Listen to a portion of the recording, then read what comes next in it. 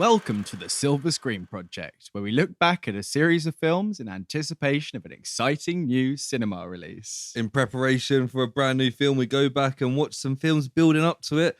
This time, we got ready for Halloween Ends, the latest trilogy of Halloween films.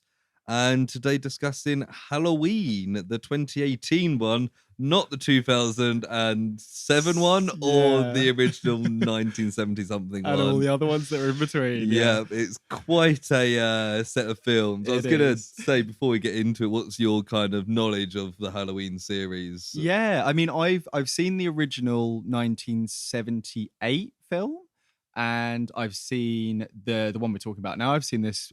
It's near enough when it came out. I watched it again for this one. So not too many. I think maybe I watched Halloween 2, the original Halloween 2. But yeah, right. What about yourself? So as you know, I'm not ever much of a horror fan. It's not that I don't like horror films, it's that I get easily scared. I was going to say you're a big scaredy cat.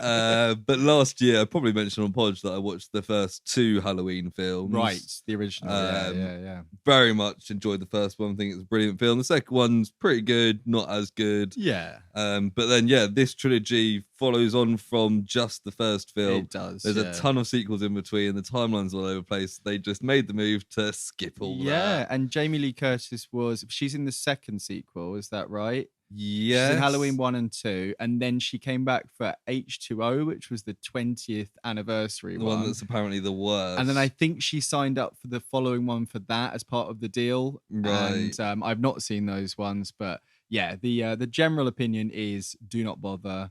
And it's the classic kind of soft reboot with this one. Yeah, so we're only kind of taking into fact the films they want to as canon. Exactly. And I think generally speaking, for my kind of overall initial thoughts there, I think it's quite a fun like slasher film that does that reboot, requel kind of thing well. Yeah, I thought it was good fun. I think it felt like they kind of got it. They got Halloween. They kind of got the feeling, got what Michael Myers is. Yeah. You see a bit more of him in this than you do in the original films. You do, but they're quite clever with what they show, because there's a lot of him in the first third without mask, but you don't ever see his face. Even there's a silly bit where it's a child photo of him in the asylum and he's like looking the other way or something. I'm pretty sure he's facing the wall, like Blair Witch style. But yeah, I mean, I'm not a massive like slasher guy, not like Michael Myers. But those kind of the slasher films I do watch, even if they vary in quality, I generally enjoy the kind of the slasher genre. I would say, yeah. So this is right up my alley. I'm not an expert, I'd say, but I'm an enjoyer, an amateur enjoyer of this kind of stuff. Yeah. What did you think overall, Lewis? Yeah, like I said, I thought it followed on well, and I had good fun with it. I think it does work as like 40 something years later. Yeah, I think it's supposed to be. Yeah, well, it is exactly 40 years, isn't it? It's 1978. Yeah, because they talk about it a lot. The one thing that's kind of silly, like this is before getting really into it and like a vague overall. And one of the kids points it out. They're like, "So what? Like 3 people died 40 years ago. Why is everyone so obsessed with it?" Yeah, and they do that, I think, as a way of being like, we're acknowledging that it's slightly silly that everyone's still obsessed with it. Yeah. And when you hear that kill count as well, especially, moving into this film and the ones that go after this, their kill counts are much higher already. It's not 3 babysitters. I mean, that first one is pretty much entirely in that one house, isn't it? He goes out into the street a bit, but it's mostly in that one house. Yeah, and this is something I was going to save for the trivia, but I think a working title was The Babysitter Murders. I don't know if you've heard of that. Yeah. And they call it by that in world now. Yeah. Which is quite an interesting little thing, because I think the 3 people who die, or maybe 2 of them are babysitters and one's a boyfriend or something like that. Yeah. Something along those lines. Like but yeah. I really liked the opening bit with the podcasters going to the prison. I know that was like the whole trailer, because I remember that coming out. Yeah. But I was like, actually, this is a really good way of building up the tension. All the other inmates kind of losing their shit a bit. Yeah, although I feel like that's a somewhat insensitive look at like people with mental illness. Yeah, it's like the classic, like it's almost like Shutter Island, which we talked about on before, where it's people like slapping their heads and being like, "Ooh la la, and weird shit like that. Yeah. Also, it made me laugh that I watched this not long after I'd watched an episode of House of the Dragon. Yes, I know, it's just the same Oh my thing, god, yeah. look, it's Jason Lannister. Yeah, and also he plays Tulane Lannister as well. He plays both twins. And apparently he played Hugh of the Vale in Game of Thrones. Yeah, he did. He's in like one episode of season 1. Yeah, Jefferson Hall, the name. That's the actor's name is. I kind of liked the setup of, it's these two podcasters trying to interview Michael Myers and then Jamie Lee Curtis. With that prison scene, just before you get into it, I really like the build of tension that doesn't go anywhere in a good way. Yeah. Because you really led up to the even he's holding the mask over the yellow line, and it's like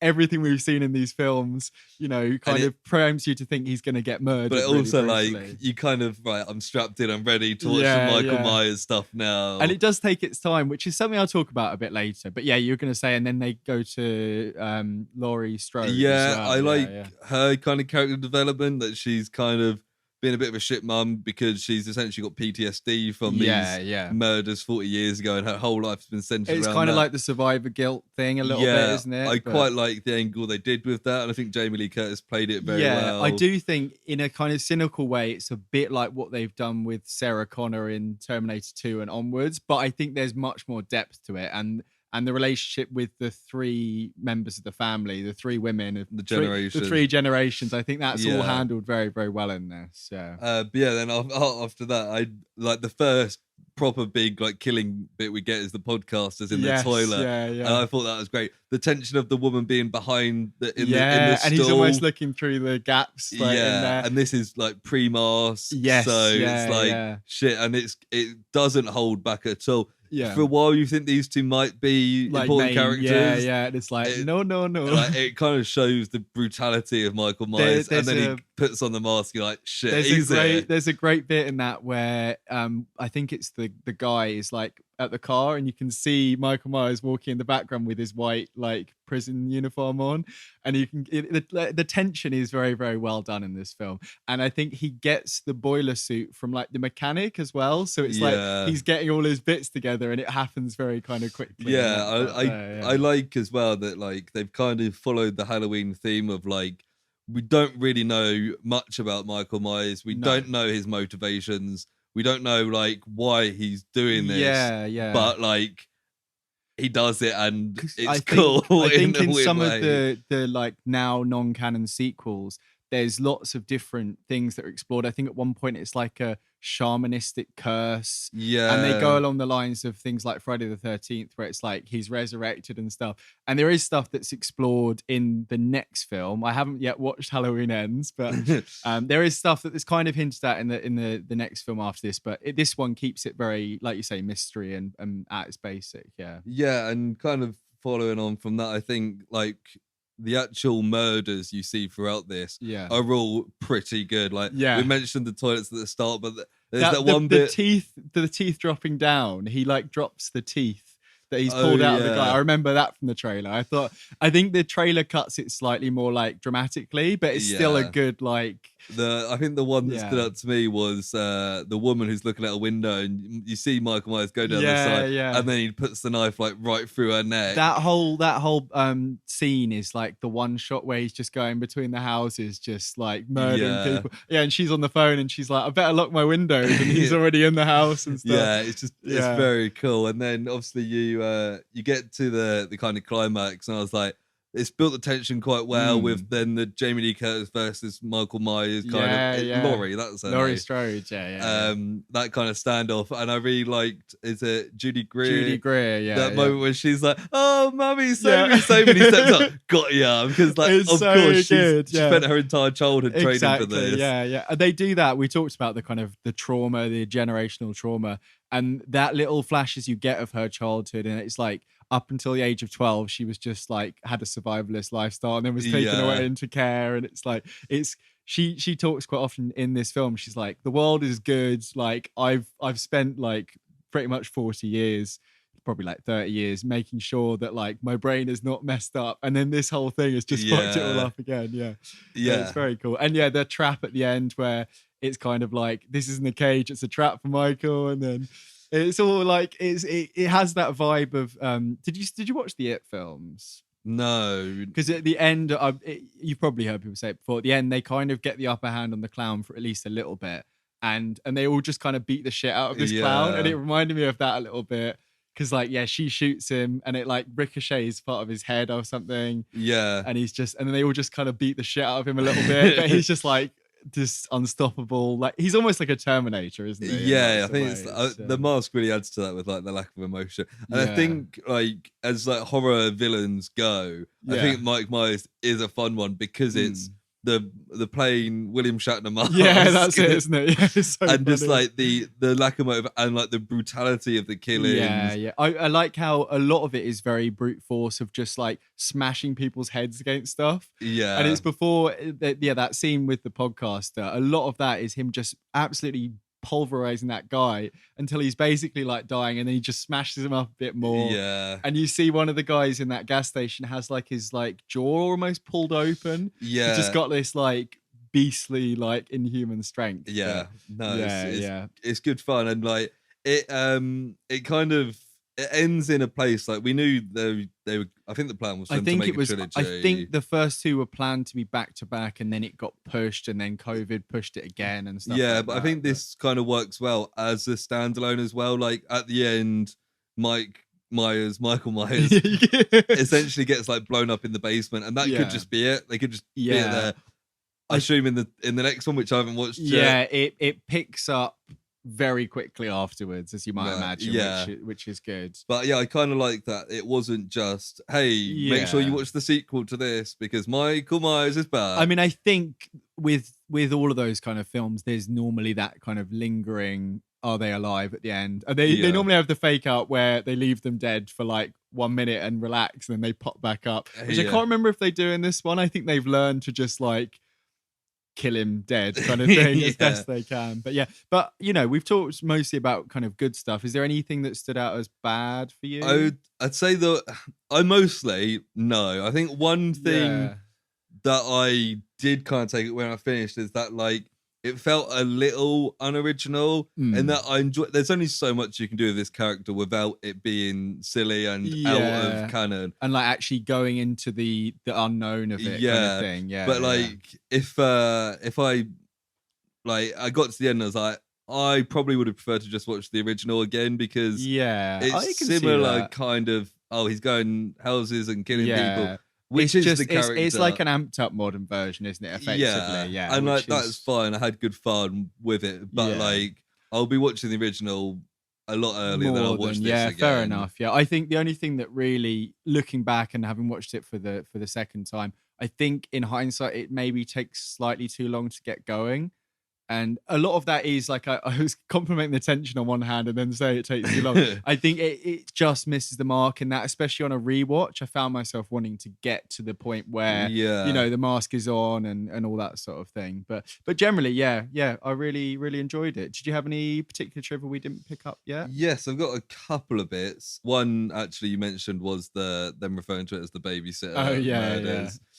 But one thing I found quite interesting was that many things that Michael did in Halloween, Laurie does in this. Oh, cool. So there's a couple of like parallels. So there's one bit in the original where Michael is shot off a balcony in the original. Right. And then Laurie goes to see and he's disappeared. Yeah, Laurie does that in this film. There's a bit in the original where Michael finds Laurie hiding in a wardrobe when he's looking for her. And in this, she thinks he's hiding in the wardrobe, but he's not. We didn't talk about that whole sequence where she's looking for him in the house, which she's got like the doors that will shut. Yeah. And it's all very clever. But at the same time, some of it, she's made it harder for herself with all the dummies and stuff. And then she's like locking all the doors and she's basically locking herself in a room with Michael. I guess that's kind of the point. Yeah. Another one is towards the end where shit's going down. Laurie appears from the shadows to kind of attack Michael, as he often does in the original. And the final one is that she stands outside of school looking from across the street. Which is what happens. That's very good. The one thing that we didn't mention as well, in terms of trivia that I had here, they mention, I think it's when the kids are like talking about, oh, this happened 40 years ago.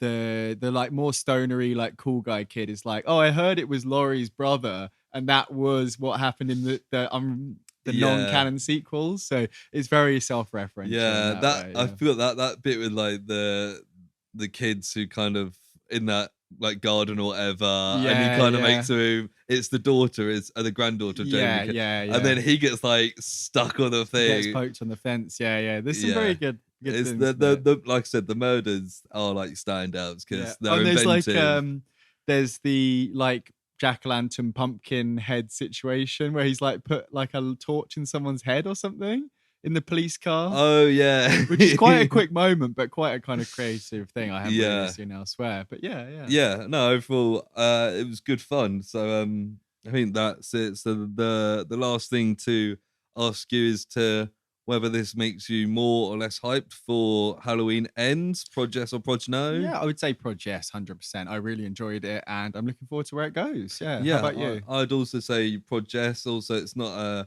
franchise I'm too familiar with, but enjoyed the original. And as a modern take, I'm like, I'm up for seeing more modern Halloween films. Nice. Definitely. Cool. Yeah. So that's Halloween 2018. Next time we'll be back to do Halloween Kills, which was 2021 it came out. Yeah, I think filmed a bit earlier, but yeah.